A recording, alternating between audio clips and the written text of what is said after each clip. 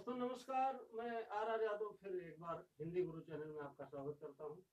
मित्रों, जैसा मैंने बताया था कि विशेषण का टॉपिक एक थ्योरी के रूप में भी 4-5 क्वेश्चन पूछा जाता है। तो कुछ थ्योरी से पूछा जाएगा और कुछ विशेष और विशेषण में छांटने के लिए पूछा जाता है कि निम्नलिखित में कौन विशेष है या कौन विशेषण है। तो इस क्रम में सबसे पहले तो आपको ये समझ लेना है, जैसे मैंने आपको संज्ञा और सर्वनाम बताया था, तो संज्ञा और सर्वनाम पर ये बेस्ड है। ये टॉपिक पूरा का पूरा संज्ञा और सर्वनाम पर बेस्ड है। तो सबसे पहले इसको आप समझ लीजिए और यहाँ से आपको कम से कम 5 या 6 प्रश्न मिल सकता है। और इसमें कुछ है नहीं, बस आपको थोड़ा सा समझ लेना रहेगा।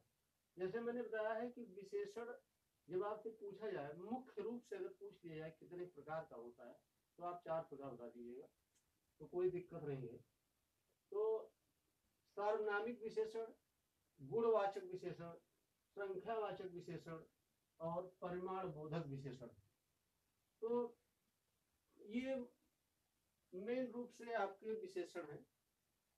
इसके बाद में सार्वनामिक विशेषण क्या होता है, इसको आप अगर लिखना चाहें तो लिख सकते हैं। परिभाषा में बोल देता हूं, जैसे ऐसा विशेषण शब्द जो मूल सर्वनाम से बना हो मौलिक सार्वनामिक विशेषण कहलाता है। जब मैं आपको सर्वनाम बता रहा था तो सर्वनाम में बताया था कि कुछ मूल सर्वनाम है। तो अगर मूल सर्वनाम में यह और वह दो ऐसे शब्द हैं, यह अभी तक इस दोनों शब्दों के अलावा कोई शब्द नहीं पूछा गया है। यह और वह शब्द दो मिलेगा, आपको यहां से प्रश्न किया जाएगा। ऐसे डायरेक्ट प्रश्न किया जा सकता है कि यह और वह किस प्रकार का विशेषण है, तो आपको बस इतना बता देना है कि ये मौलिक सार्वनामिक विशेषण है। अब देखिए, क्वेश्चन जो पूछेगा तो कोई जरूरी नहीं है कि वो मौलिक दे, वो मात्र सार्वनामिक विशेषण भी दे सकता है। तो ऑप्शन के ऊपर डिपेंड करता है तो क्या ऑप्शन में दिया गया है। तो इसको वाक्य के में रख करके भी पूछा जा सकता है।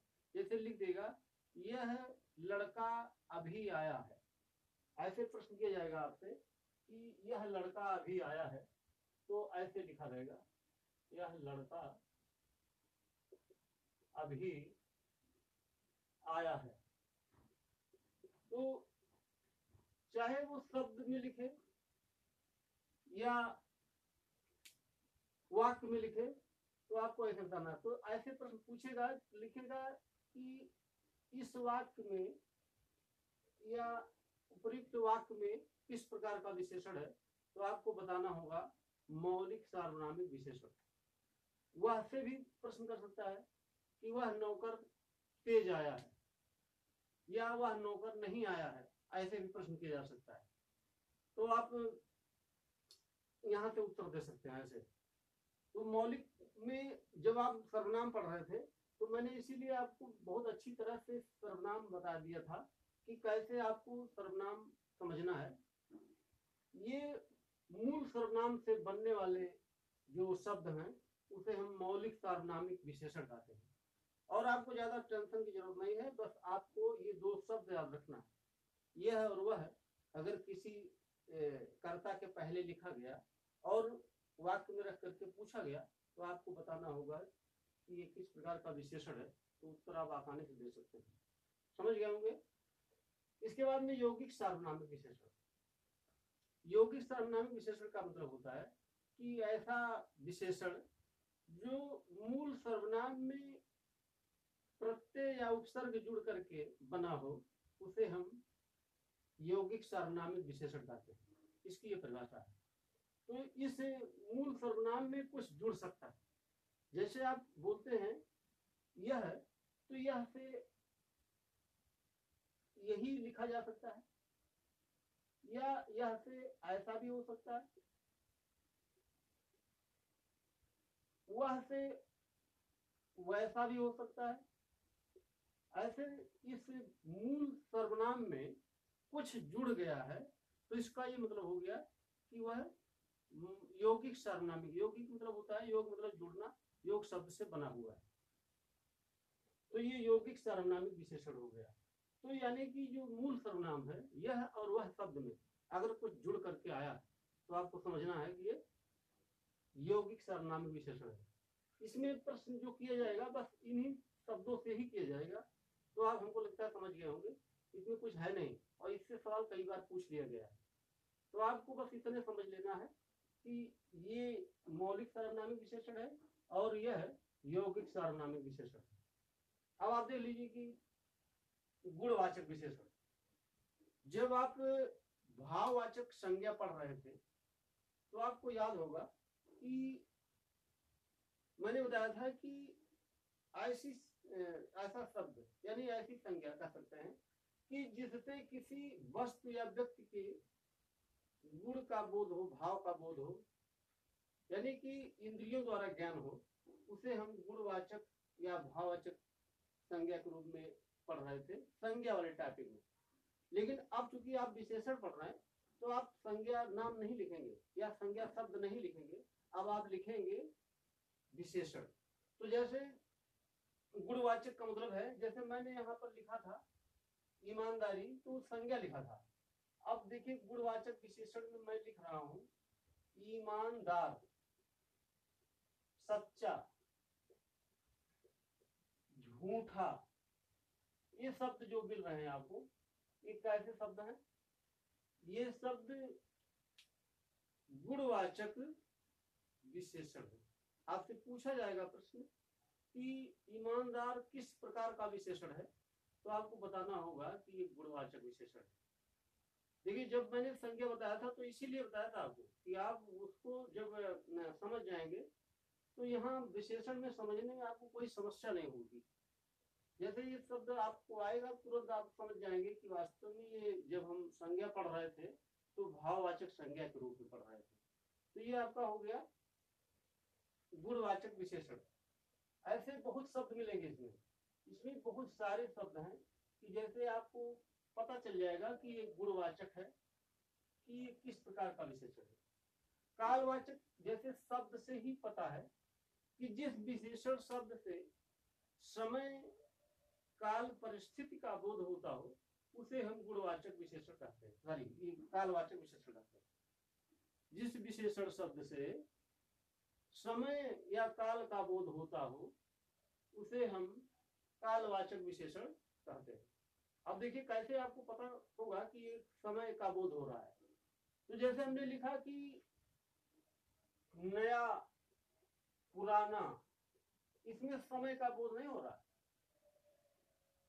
इसको प्राचीन लिख सकता है, अर्वाचीन लिख सकता है, पुरातन लिख सकता है, टिकाऊ लिख सकता है। आप शब्दों को नोट कर सकते हैं, टिकाऊ, नया, पुराना, प्राचीन, अर्वाचीन, अधुनातन। ठीक, ऐसे शब्दों को पूछेगा जब वो, तो इसमें आप देख रहे होंगे समय का बोध हो रहा है। तो समय का बोध हो रहा है इसका मतलब ये कैसा विशेषण है? ये कालवाचक विशेषण है। और देखिए इसके बाद में स्थानवाचक लिखा हुआ है। जैसा कि शब्द से ही पता चलेगा आपको कि ऐसा विशेषण जिससे किसी स्थान का बोध होता हो उसे हम स्थानवाचक विशेषण कहते हैं। अब देख लीजिए आप कि जैसे अभी आप पढ़ रहे थे संज्ञा में, मैंने बताया था कि जो संज्ञा व्यक्तिवाचक के रूप में आप पढ़ रहे थे उसमें लिखा था कि जैसे हमने कहा भारत, तो भारत तो एक संज्ञा है और संज्ञा आपको पता होगा कि ये व्यक्तिवाचक संज्ञा है, लेकिन कैसे ये विशेषण का रूप धारण करता है, इसी में भारतीय अगर मैंने लिख दिया तो ये बोध कराता है कि ये भारत का नागरिक है। तो इसका मतलब ये हो गया कि ये विशेषण है। और कैसा विशेषण है? ये स्थान का बोध करा रहा है ना। भारत एक स्थान है, अमेरिका एक स्थान है। तो जब हम लिखेंगे अमेरिकी, जापानी, चीनी, हिंदुस्तानी, तो ऐसे शब्द जैसे आ रहे हैं तो आपको पता चल जाएगा कि ये किसी स्थान का बोध करा रहा है। जैसे हमने कहा पंजाबी, लखनवी, ठीक, गोरखपुरी, ऐसे शब्द क्या बताते हैं? किसी स्थान का बोध करा रहे हैं। तो स्थान का बोध करा रहे हैं, इसका मतलब वो स्थानवाचक विशेषण है। तो आपसे प्रश्न ऐसे किया जाएगा कि लिखा रहेगा कि जापानी किस प्रकार का शब्द है या किस प्रकार का विशेषण है, तो आपको बताना होगा ये स्थानवाचक विशेषण है। और देखिए आकार, आकार क्या होता है कि जिसको आप एक बार कोई आकार दे दें और पुनः वो उस रूप में ना आ सके, उसे हम आकारवाचक कहते हैं। जैसे हमने कहा सुंदर, सुंदर एक शब्द है जो बहुत लोग तो इसको गुणवाचक मारेंगे, लेकिन गुणवाचक सही नहीं है, ये वास्तविकता में आकारवाचक है। जैसे कोई सुंदर है कि कोई कुरूप है, ये उसका गुण नहीं है, ये उसके बस की बात नहीं है। ये भगवान ने जैसा बनाया वैसा ही रहेगा। वो बहुत क्रीम पाउडर लगा ले तो थोड़ा बहुत उसमें परिवर्तन हो जाएगा, लेकिन वो टिकाऊ नहीं, वो ज्यादा समय के लिए नहीं हो सकता है। तो ये सुंदर आपको बता दें हम, ये आकारवाचक विशेषण, ये प्रश्न पूछा भी गया है, इसीलिए पूछा गया है कि लोग भ्रमित हो जाएं। और देखिए आकार कैसा होता है, जैसे आकार है टेढ़ा है, टेढ़ा है कि तिरछा है कि सीधा है कि वक्र है, ठीक, कि आयताकार है कि गोलाकार है, आप नोट करते जाएंगे। जैसे मैं जो भी बोल रहा हूँ तो उसको आप जब नोट कर लेंगे तो आपके लिए बहुत फायदेमंद रहेगा, क्योंकि सब चीज बोर्ड पर नहीं लिखा जा सकता। इसलिए ये जो मैंने सब बताया कि आकार कैसा आकार होगा। अब जैसे मान लीजिए कोई ये कलम है, तो कलम को मैं अगर इसको काट दूंगा तो फिर जोड़ नहीं सकता, इसका मतलब आकार की सबसे बड़ी विशेषता ये होती है।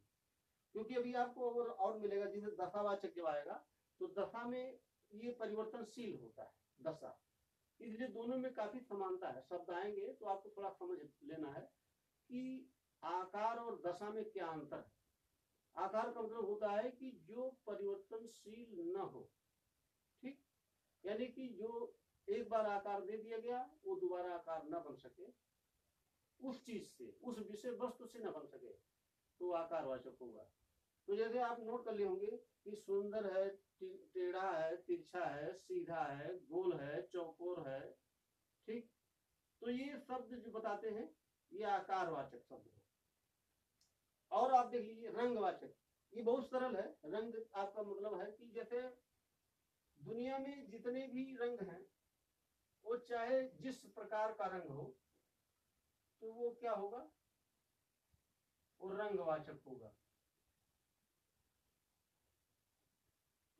जितने भी रंग दुनिया में है वो रंग क्या है, वो रंगवाचक। जैसे नीला, पीला, हरा, गुलाबी, बैगनी, जितने भी रंग हैं वो आप समझिएगा कि ये रंगवाचक विशेषण है। लेकिन इसमें इंपॉर्टेंट शब्द क्या होते हैं, जिससे पूछने के लिए तो आपको पता है कि रंग है ये, लेकिन जब आपसे प्रश्न किया जाएगा तो वो थोड़ा सा टफ क्वेश्चन पूछता है। जैसे धुंधला भी एक रंग है, धुंधला है, चमकीला है, फीका है, मटमैला है, ये भी एक रंग ही है, बस ये है कि रंग उड़ गया हो, सुनहला है, ठीक। ऐसे शब्दों पर आप ध्यान देंगे तो आप समझ गए होंगे कि जैसे मैं बोल रहा हूँ वैसे आप नोट कर लेंगे, तो शब्दों का आपके पास कलेक्शन भी हो जाएगा और उसी में से प्रश्न मिलेगा आपको। ये आप ध्यान रखिएगा कि जो मैं बोल रहा हूँ या इस बोर्ड पर लिखा है, प्रश्न वहीं से पूछेगा, तो रंगवाचक आप समझ गए होंगे, ठीक। तो थोड़ा सा दशावाचक पर आप बात कर लीजिए। जैसे दशा, जिस विशेषण शब्द से किसी वस्तु या व्यक्ति की दशा का बोध होता हो उसे दशावाचक विशेषण कहते हैं। ये इसकी परिभाषा होगी, जिस विशेषण शब्द से किसी व्यक्ति या वस्तु की दशा का बोध होता हो उसे दशावाचक विशेषण कहते हैं। तो आपको जैसे भी प्रश्न किया जाए वैसा उत्तर देना। आपको दशा का मतलब होता है कि मैंने अभी बताया है कि दशा परिवर्तनशील होती है। जैसे जैसे हमने लिख दिया गरीब, अमीर, तो कोई जरूरी नहीं है कि जो व्यक्ति गरीब है वो गरीब ही रहेगा, वो अमीर हो सकता है, ठीक। कोई व्यक्ति मोटा है तो पतला हो जाएगा, कोई व्यक्ति रोगी है तो वो निरोगी हो जाएगा, कोई जानवर पालतू है तो जंगली भी हो सकता है। तो शब्दों को आप पकड़ेंगे कि शब्द वास्तव में क्या है, वो कैसा शब्द है, उसी से पता चल जाएगा आपको कि ये दशा है कि ये आकार है। ठीक है, क्योंकि दशा और आकार में काफी समानता है, इसलिए मैं दोनों में डिफाइन करके बता रहा हूँ। तो आप नोट कर लिए होंगे कि दशावाचक क्या है। देखिए प्रश्न यहाँ से बहुत ज्यादा किए गए, इस टॉपिक से सबसे ज्यादा प्रश्न यहाँ से और संख्यावाचक से किए गए। तो आपको ये ध्यान रखना है, ये शब्दों को आप अच्छी तरह से ध्यान रखेंगे। जैसे अब आपका बचा हुआ द्रष्टव्यवाचक विशेषण। द्रष्टव्यवाचक का मतलब होता है कि ऐसा विशेषण कि जो किसी विशेषता को कम कर दे, उसे द्रष्टव्यवाचक विशेषण कहते हैं। इसको पहचानने का बहुत ही सरल तरीका है कि जैसे आपसे कहा जाए कि चाहे जिस प्रकार का विशेषण, जितना विशेषण आप पढ़ रहे हैं, इसमें से किसी भी प्रकार का विशेषण है, अगर उसमें हाइफन लगा करके सा लिख दिया जाए या सी लिख दिया जाए तो वो द्रष्टव्यवाचक विशेषण हो जाएगा। आप समझ गए होंगे। जैसे हमने यहाँ पर लिखा है, ये पुल्लिंग शब्द है, तो पुल्लिंग शब्द का मतलब है, आप देखिए मैंने सी लिख दिया, आप देख रहे होंगे कि छोटा सा बीच में संयोजक चिन्ह का चिन्ह लगा हुआ है, देख रहे होंगे। किसी भी विशेषण में यदि संयोजक चिन्ह लगा करके सा या सी लिख दिया जाए तो आप समझिएगा द्रष्टव्यवाचक विशेषण है। समझ गए होंगे आप।